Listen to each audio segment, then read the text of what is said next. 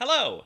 It's currently Tuesday, the 7th of February, the week following the Orlando Regional, and as you all can see, I'm already back in the lab, hard at work, preparing for the Oceania International Championships that will be happening in a little bit under 2 weeks. Now, you may have noticed when this video comes out that there was probably a bit of a drought in content, no streams, no videos, what's going on? This is probably the most important tournament of my career so far, so I'm giving it my complete focus. But I thought it would be a really interesting opportunity to kind of document my preparation and kind of share with you guys my process going into a tournament with this much on the line. So here we are. Let's give you a little bit of context. My overarching goal for this season of Pokemon is to obtain a Day 2 invitation to the World Championships. Essentially what that means is that if I finish in the top 8 of the North American region in the point standings, I'll be able to bypass the first day of competition at the World Championships, giving me a little bit of an advantage over my peers. How am I doing on that front, I guess is the best way to kind of start things off here. Okay, I'm in 9th right now, which looks like it's pretty good. I'm in touching distance of that top 8 spot, but I was in 3rd place up until this past weekend. I was tied for 3rd with Wolfie and Chuppa, and then I didn't do very well. My season in a nutshell has been that I started with a bit of a leg up. I had 80 points from the London Open at Worlds, which is a second tournament that's kind of the first opportunity to get points for the next season. And then I top cut the first regional in San Diego, and I felt like I was in an awesome spot. I did lose in top 32, so I wasn't able to make that run too deep. And then in Liverpool, I did okay. I got some points. I finished 6-3, but I felt like, all right, I didn't really play my best. I still got points. Everything is fine.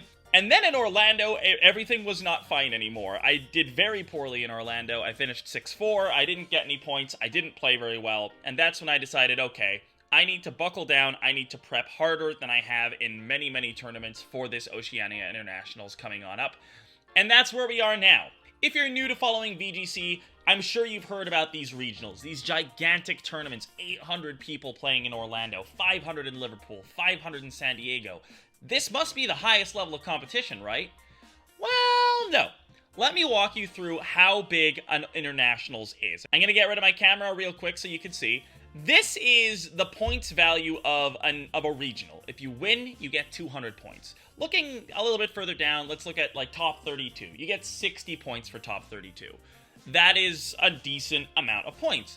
But if you go down to the internationals, you get 160 points for that same top 32 placement, 500 if you win. The internationals are an amazing opportunity to collect a lot of points, so this is really a huge deal. Another goal of mine for this tournament is to obtain a travel award. Basically, the way travel awards work is that there are different periods in the season that are all ended with an international. So the current period of competition will end with the results from the Oceania Internationals, and then the top 4 players from North America will earn basically $3,500 to go to the European International in a few months. If you finish 5th to 8th, you get a stipend, which is, I think, $1,000. It's a lot less, but it's still a pretty significant amount of money. Specifically, my minimum goal is that I'd like to make Day 2 of Swiss.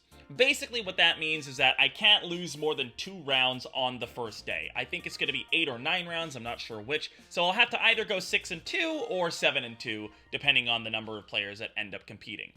My main goal is that I would like to top cut the event. This means that I would be accomplishing a top 8. If I do end up in a top 16 or a top 32 spot, I'll feel pretty okay with my performance, but top 8 is sort of the big goal.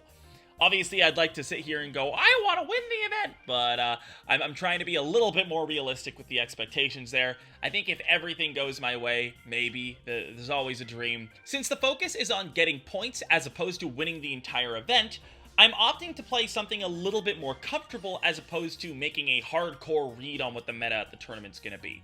And what that means is that we're going to start things off by looking at the Orlando team and building from there. I'm going to be working very closely with my good friend and building partner Chalky. Both of us ran the same team in Orlando, did similarly, had similar experiences, and would like to run the same team going into the Oceania Internationals as well. So this was the team for Orlando. Just to run you through it really quick, we had a really bulky Roaring Moon with a supportive set, Great Tusk with a Life Orb as a big explosive damage dealing option, Annihilate and Mousehold were the main offensive option, with this whole team kind of built around the Annihilate, and then we had a Gastrodon with a Covert Cloak to kind of shore up a couple of specific matchups, and then we rounded it out with an Iron Valiant, which, similarly to the Gastrodon, was mostly there to patch a couple of matchups. Close Combat made the Mouse Ape Mirror a little bit better, Knockoff, Spirit Break, and Shadow Sneak are all just really good moves. But we found that this team was not quite good enough for what we were hoping. Admittedly, most of the losses came as a result of bad play, especially on my end. I didn't feel like the team had too many bad matchups, but it definitely felt like it didn't have a lot of super good ones either. So, first things first, I came up with two different variations of a similar concept built around the Mousehold, Annihilate, and Roaring Moon, which performed super well. This was the first team that I built to iterate on the original one. It's mostly the same with a couple of small moveset changes, but Tinkaton replaces Iron Valiant. Iron Valiant's role was already just to cover a couple of bad matchups, and Tinkaton does that honestly better. The biggest problem matchup was Life Orb Mimikyu, and Tinkaton with this set is able to one-shot Life Orb Mimikyu through the disguise, even if they terastalize away from their fairy typing. Additionally, Fake Out's really good on any team, and just Steel coverage with Gigaton Hammer and Fairy coverage with Play Rough is really, really good. It pairs super nicely with the Roaring Moon to offer some explosive offensive pressure despite Tinkaton's pretty bad attack stat. The second team that I've built keeps the Annihilate, the Mousehold, and the Roaring Moon from the initial team, but replaces the rest of the team pretty substantially. We keep the Great Tusk, but we're running it a little bit differently, and then we're rounding things out with a Talonflame and a Golden Go. These sets and these spreads are really, really interesting, but I don't want to get too in-depth on it just in case this team ends up falling by the wayside anyway. The final thing that I want to introduce to you all today is the OCIC prep document that I've put together. Basically, this is just where I'm going to be keeping all of my notes. I'm going to note down every best of 3 that I play, the team that they use, the results, some notes, my overall win-loss. I'm gonna have one of these for each of the teams, so it's gonna be easy to compare and contrast what's doing well. We have a matchup tab for all of the different matchup notes, what my win rate is into each thing, what I'm bringing, how to play it. I also have a list of all the people I want to play. I'm not going to click on that because I don't want to out them. But yeah, this is basically going to fill up with a lot of data. I'm sure you'll see it later, but I just wanted to show you what the blank document looks like as well. So that's about all I wanted to share with you guys today. I'm going to get back to practicing. I've got some best of 3s lined up, and when I see you next, there's a good chance that we'll be down to 1 team. We'll know what we're bringing. There's also a chance that we have like 4 teams, and that everything is falling apart, and we have absolutely no idea what's going on. We'll see. It's Thursday, the 9th of February, and I'm flying out to Australia tomorrow. We do still have a week until the tournament, but, you know, we thought we'd fly out a little bit early, get to explore Australia a little bit between practice sessions, and also just adjust to the time zone. But, you know, practice has been going pretty well, and I know exactly what I'm going to be running now. So, I ran about 60 games on ladder of each of the teams just to get a general idea of how they were both feeling. But as soon as I started playing best of 3s, I was pretty sure which team was going to be better. And it's this one. It's the one with the Golden Go, the Talonflame. Now that I know which team I'm going to be bringing, I can let you guys in on a couple of the cool things that this team is running. I don't want to make this like a full in-depth 20-minute team report thing, but I'm doing some cool stuff with this team. So basically, the Great Tusk is here as both an offensive threat with the Talonflame, or as a really good endgame cleaner. If I can get the game to a 1v1 endgame where Great Tusk has a Focus Sash, it should be able to 1-hit KO most things in the format. So I can take that hit and then fire back. I also outspeed things like Golden Go and a lot of other middling speed Pokemon. So the Great Tusk is a great way to end the game, or a good explosive way to start off the game with its friend, the Talonflame. Now, you may notice this Talonflame is a bit of an interesting one. I'm running an Adamant Life Orb variant, which is very, very aggressive and not normal. So, the idea behind this is really quite simple. In theory, Booster Energy Iron Bundle is a great counter to the Great Tusk Talonflame lead. It sounds a little counterintuitive, but it's actually just barely faster than max speed Great Tusk in Tailwind. But what a lot of these bundle players don't realize is that with an adamant nature, this Talonflame can actually one-hit KO the Iron Bundle. I have a bunch of calcs here in this document. It's a 7 out of 8 chance to one-hit KO Iron Bundle if I Terra Flying and just attack, which is a great thing to have up my sleeve. But the reason I really liked this is the other things that it gets as well. I can KO Flutter Mains without committing the Terra. I can KO Roaring Moon if it's running the really offensive acrobatics set. Oh, your Roaring Moon is speed boosted? I don't care. It's no longer on the field. It's not a problem anymore. Bye-bye. This thing KOs a lot of stuff, so it's a very aggressive Talonflame that I do commit the Terra to in several matchups quite often. It also lets me slow down the game with Will-O-Wisp or just enable the partners with Tailwind. So Talonflame is a really, really neat Pokemon. I don't bring it to every matchup, but it's a really nice Pokemon into specific things. Mousehold and Annihilate are just Mousehold and Annihilate. Basically, the Annihilate is really good into slow teams. A lot of slower teams have no way to stop me from just powering up and just punching through things.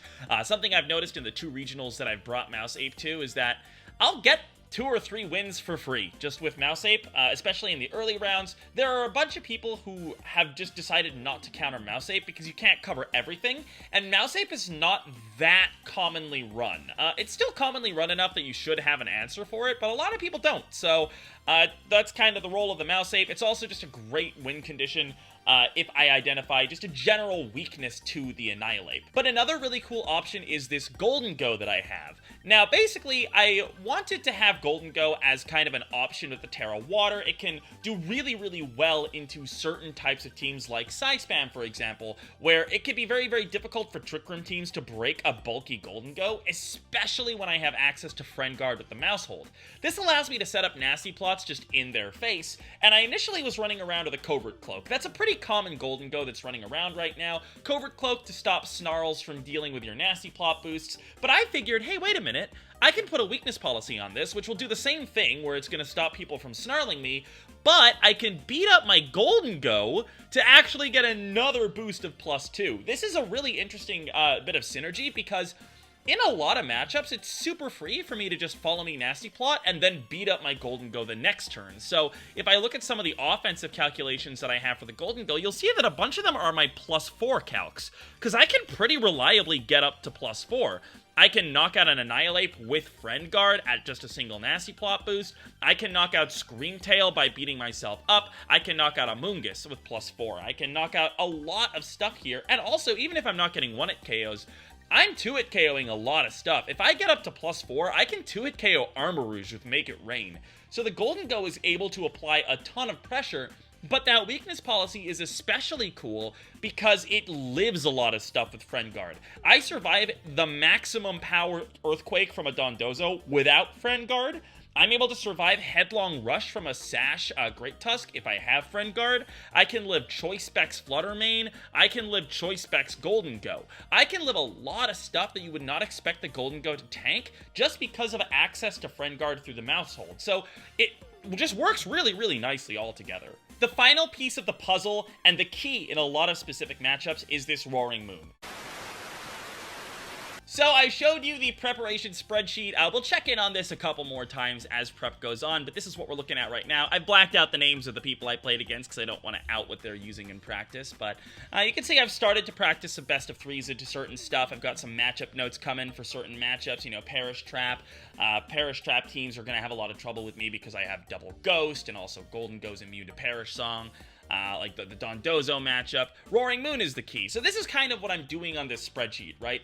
I'm keeping the replays of all of my sets that I played. I'm keeping the results. My overall win rate so far in best of threes is 8-4. You know, this is just data that I'm kind of bringing together, and notes on the individual sets, and then notes on the matchup in this tab here, which is, you know, it's a great way to sort of keep track of how each matchup is going. Maybe there's some slight tweaks that I need to make to fix up a matchup that I'm having trouble with. Chuppa's Dondozo team, for example, was a bit of a problem for me before, so I changed the Terra type on the Roaring Moon to Fairy. That's kind of where this data goes. Obviously, playing the games makes me a lot more comfortable if I hit those matchups in the tournament. It also makes me more comfortable with the Pokemon that are on my team. Just who would have known? Playing with a team makes you more comfortable with it. But it also is very important for figuring out those specific lines. Every now and then, you'll run into a matchup that's really, really bad, especially in Gen 9 with all the Terra options. You really cannot cover for everything. So in those situations, sometimes the way to go is to just play 10 games into it so that you can finally find this super niche thing that might work, right? So that's kind of where this tab comes into play. If I'm running up against something and I know from the pairings, oh, I'm playing against Chuppa. I know what Chuppa's probably going to be running. He's been the Dondozo King. So I can, come and check this spreadsheet before the match and just, refresh my mind. But it's also just good to help me memorize the specific lines and the specific strategies. Now, I'm not somebody who really likes flowcharting super hard, because I think that planning too far ahead is, for me personally, just a little bit constricting in the way that I look at the game. But what I do like to do is outline the Pokemon that I'm going to bring in the front and the Pokemon that I'm going to bring in the back. So, for Perish Trap, Mousehold, Golden Go as a lead with Roaring Moon, Great Tusk is really, really good for me. That's the order that I'm going in for that matchup. Against Hard Trick Room, again, Mousehold, Golden Go is really good. Great Tusk and Annihilate are really, really good. Whereas some of the matchups are a little bit more free-flowing depending on the way that they've built their team. So like Psy Spam offense, there's like 20 different ways to build Psy Spam. I would say that prep is going pretty well so far, and I fly out to Australia tomorrow. So the next time we catch up on prep stuff, I'm going to be in Australia. So I'm really excited. I've never been to Australia before, and I'm super excited to bring you all along on that journey. Hopefully we'll be able to meet a couple of my friends who are helping me practice in the run-up to the tournament as well. The journey begins. I'm sitting here vibing in the Philadelphia airport, waiting on the first flight of 3. 26 hours is how long we're going to be traveling, because Melbourne, kind of far away. I'm hoping that I can get some practice on the plane. If the Wi-Fi is good enough for Showdown, that would be really nice. But worst case, I got my Switch with me, so I can always just fight against Gita a bunch, and maybe that'll give me some good practice for OCIC. Nice little added bonus about the scheduling of this event. Super excited to not be in Philadelphia for the Super Bowl. Go Birds, I guess. Well, I made it. I'm here in sunny, summery Melbourne, Australia, and I'm super excited to be here. It's my first time in Australia, and we still have a few days before the event, so I'm going to be staying in an Airbnb with several of my friends, and, well, we're going to be doing a few touristy things. We're also going to be working really, really hard, making sure that all of us are as prepped as possible for OCIC. All right, it is day 1, and we are ready to go. Got the badge. Round 1 pairings are up. They've been up for a little while. There's actually an insane amount of good rounds in round 1. There's like 10 wild matches. Arash versus Aaron. My good buddy Chalky is playing against Graham Amity, so hopefully the team can get the first big scalp there. And yeah, I'm playing against a local Australian, but can't really underestimate them because the meta here is very weird. So we're going to see how it goes. Yeah. I'm back in the hotel because I got disqualified. No, I forgot my controller because I'm real stupid. So here's my controller. I was able to win my round 1 match without it, but it was really, really close actually. So basically I played against a player named Sin who I wasn't familiar with at all.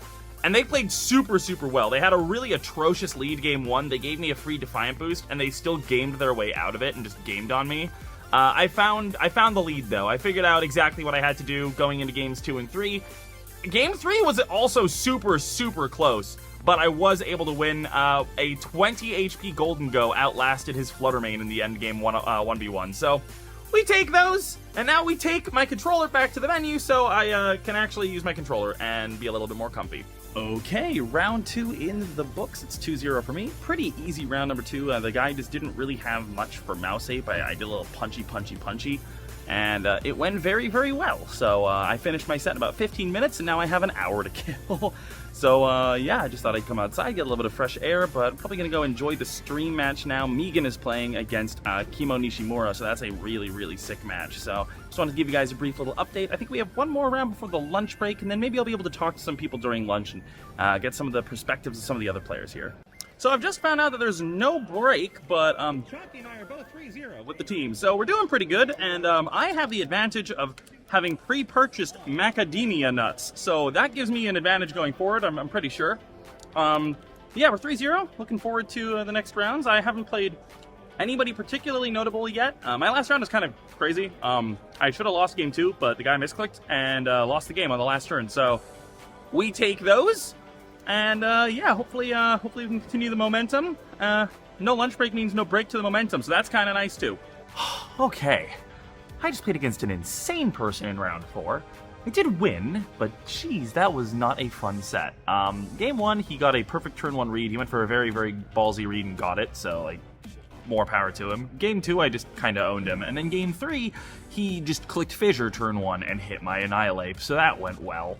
I was able to outplay him, just get back in, and eventually it ended up being down to a final turn read situation, which I got right, so we take those.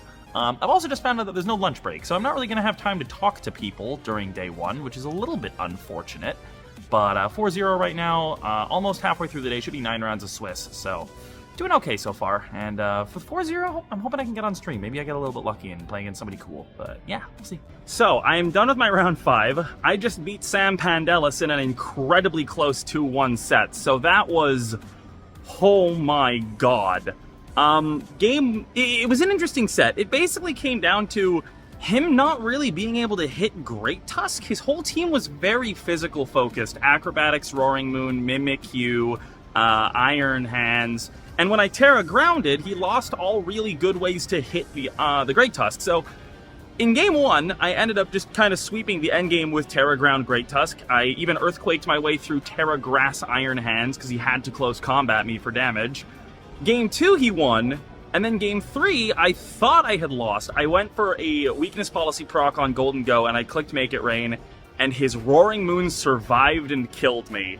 So I was pretty sure that I was gonna die, and then once again, Great Tusk just came in so clutch. Sash Great Tusk still does insane damage, and just basically 1v3'd against Mimikyu, Iron Hands, and Amoonguss, which is just... whoa, what a good boy. So I'm 5-0 now. I need to go 2-2 in the remaining games to make day 2. Hoping that I can make it on stream. I think there's only like 8 5-0s, so that would be like 4 matches. So we'll see, but yeah, feeling very good. As you can tell, I'm very stressed after that. I've never beaten Sam Pandelis before. I'm a really, really great player. He had a really, really cool team, so I'm sure he's going to make day 2 with no problem at all. Okay, so it finally happened. Round 6, we're going on to stream. Thank you so much. I have to change my shirt when I get up there. I'm playing against Alex back there, Mr. Underhill, Lexicon VGC. I don't think I've ever played Alex before, so this is going to be fun. This is what the stage looks like, by the way. Wow. Kinda crazy. So, yeah. Hoping that I can get another win. If I go 2-2 from here on out, I make day 2. So, that's going to be fun. Anyway, this is what the setup looks like. If you're curious what an up-close look looks like. Yeah. So, anyway, gotta go set up. Be more than enough with the synergy with Iron Bundle to be able to deal with it. Of course, the taunts come off this mouse sword. It can redirect with that Follow Me once again, draw in this freeze dry that's going to connect down onto the mouse sword and get the KO, leaving this Great Tusk on its own here on the field. Yeah, but Alex is taking the pressure off because this now means that Great Tusk is able to attack for free. Iron Bundle is going to go down, and the big thing here is, yeah, Iron Bundle going down didn't land that Icy Wind, didn't break that Focus Sash, and Stefan's in a really good position. This is going to be a Sludge Bomb. Of course, it's going into the lower defenses, but Great Tusk, you know, not very effective. Does get poisoned. I don't think it's going to be enough because at some point, it's just going to go and hit the Glamora, and it's going to be able to get the knockout. Well, this is the thing. We know the Glamora can't protect its choice specs, and we saw that the Great Tusk was moving first, so if it's going to be able to connect this Headlong Rush, which it does, of course, it's going to be able to get the KO. Yep, I mean, Glamora, not a Pokemon with the highest stats. It's definitely up there, but not enough. So a Great Tusk sweep from Stefan, really saving his bacon. Yes, I am here with the winner, Stefan. That was fantastic. Hello, how's it going? Good. How are you doing, Sierra? Yeah, I'm doing fine. You've never lost an official match on stream. Yeah, that's a fun little statistic. Yeah, are you worried about jinxing that one at all, especially since you're so close to making it into this day 2 here in Oceania? Well, I don't think they're going to put me on stream again today, so... no, but tomorrow. Maybe tomorrow, but if I'm playing tomorrow, that's already okay, right? So if the jinx happens and I lose on stream, that means that I've made it to day 2, so, maybe I'm reverse jinxing it, Sierra. The big brain players, all right? Lastly, any shout-outs, anyone you want to thank? Yeah, huge shout-outs. I practice with a lot of people, but the people who gave me the most time in the run-up to this tournament, obviously my building partner and my buddy Chalky, who's out there running the same team. And big shout outs also to Zach Emerzian and to Toller Webb, who gave me multiple hours of their time to help me run a lot of different matchups. And everybody else who practiced with me even a little bit, thank you to you too. It's post round 7. I did just get done losing 2-0 to Masayoshi, who is an amazing player from Japan. So unfortunately not able to make the clean X and 0 cut. I didn't really have a lot of time to refocus after the stream match. They kind of just like rushed me backstage for some pictures, and then I just had to immediately go to the next round. So I'm actually like pretty happy that the Masayoshi set was fast, and it gives me a little bit of a chance to rest, recuperate a little bit. So I've just been chilling, eating some nuts, because no lunch break, but 2 rounds left, so we're probably going to be out of here by about 6 p.m., just in time for dinner, so it shouldn't be too bad. 2 more chances. If I win one of them, I will still be guaranteed day 2, and yeah, hopefully I can just lock it up in the next round, and be a little bit more chill for the last round of Swiss. Day 2, baby! 7-1. I have 1 more round today. I'm already locked for day 2, but the records will carry over, so I'd really like to get 1 more win, just to make my my job tomorrow a little bit easier. Honestly, though, it feels awesome when all the prep pays off. I came to Australia and spent like 2.5 days just on the computer, which is a large investment of my time. So if I hadn't had a good performance today, it would have been really not great. It would have been kind of a disaster. So I'm super happy right now. So tomorrow I'm gonna give it my best to hopefully make it all the way to top cut. That would be the stretch goal for me is of course top 8. Anything beyond then, if I lose top 8, I don't really mind. That's awesome. That's fine. But yeah, feeling really good. Hoping that I can get 1 more win before the end of the day. Good morning. It is day 2. I'm about to head over to the venue. Play some games. 5 more rounds of Swiss are going to be happening today. I'm going in with a record of 7-2. I did lose my last round yesterday. But I'm feeling pretty prepped. Not feeling rested at all. I might look a little tired. That's because I woke up at 4. Went to bed at midnight, woke up at 4, so that's great. I was able to get some prep in, though. I just played some showdown games. I practiced with a bunch of my practice partners for some of the matches that I could play in today's Swiss rounds, so hoping that I can put on a good performance and at least get to top 16, maybe top 8 would be awesome as well. All right, coming at you after my round 11 match. That's the second round of day 2 Swiss. I didn't have a chance to record something after round 1, but I did play against Zachary Thornburg, who has one of the 3 teams that I'm pretty sure I can't beat in day 2, so that went pretty poorly. But my round 11 match, I played against Alex Donaldson and got a pretty commanding victory. So I'm sitting at 8-3 right now. Because I lost in round 1, my resistance is probably going to be pretty bad. So in order to make top 8, I think I have to actually win out from here. 4 in a row, including the one I just won in day 2 Swiss. Not the easiest thing in the world, but I'll do my best. And at the very least, I'm keeping myself in a very good position for top 16, which is kind of, you know, I've updated my minimum goal now that I'm here. I want a little bit more. Top 16 would be pretty okay. But yeah, 3 more rounds of Swiss today, and then hopefully a little bit of top cut action, but not going to hold my breath for it. We'll just see what happens. So, I lied about there being 3 auto-loss matchups. There's actually 4. Chongjun is running Chuppa's team, so that's a 4th auto-loss matchup. Anyway, I 2-0'd Chongjun. That really should not have happened. Basically, the game plan for me was to trap his Dondozo on the field with my Terra Fairy Roaring Moon and Annihilate, breaking swipe him for days, and then just eventually kill the Dondozo on the last turn of the game before timer with Rage Fist. Game 1, he ended up leaving about 5 minutes before timer when we had both not KO'd a Pokemon because he realized he was dead. And in Game 2, he realized halfway through the game what his guaranteed win condition was, but it was way too late. His guaranteed win condition was to click Order Up into my Terra Fairy Roaring Moon for the whole game, because then I wouldn't be able to remove the Dondozo and he would have won because he would have had more HP for his whole team. But by the time he noticed that and started doing it, he'd already hit my Annihilate 4 times. So, 250 Rage Fists, go burr. So there's 2 more rounds. If I win both of them, I guarantee top cut. If I go 1-1, I'm still probably not going to top cut. My resistance is probably not great. But if I can win 2 more rounds, I can make it in. And yeah, that would be amazing. So I have a lunch break now, and then in an hour and a half, I'm going to play round 13? Round 13, yeah. So, whew. Hello from the hotel. Last time we talked was in round 12. Round 13, I hit Chuppa Cross, which was the 3rd out of 4 potentially really bad matchups that I could hit. 31 potential opponents, 4 of them were really bad. I hit 3, so that's great. I lost to Chuppa. That eliminated me from the tournament. And then in the final round, my head was not really in the game anymore, and I lost a rematch against Sam Pandelis pretty handily. I miscounted Encore turns game 1. It wasn't a good set. And yeah, I finished 17th. Because of course I did. So, bubbled top 16. Eric Rios finished 16th. My resistance was not quite good enough. Not a great day. I reached my minimum target of getting day 2, but so many good American players showed up and played really well that I will not be getting a travel award. I mean, I'm qualified for Worlds, that's cool. Definitely a lot to reflect on. I played very, very well. I built a really good team, and I just got really unlucky today, and that's just how it goes sometimes. I think I did well enough to justify continuing to go for the day 2 race, at least for now. So we're going to see how the rest of Series 2 goes. We'll see how the rest of the events go. I think my next one is... I'm not going to Knoxville because Knoxville is in like a week. But I'm going to be hitting up Vancouver next. So I'm hoping that I can make a better showing happen in Vancouver. Day 2 Swiss is a thing now for regionals, which is exciting and very, very good. So yeah, Vancouver next. Hopefully I can do a little bit better.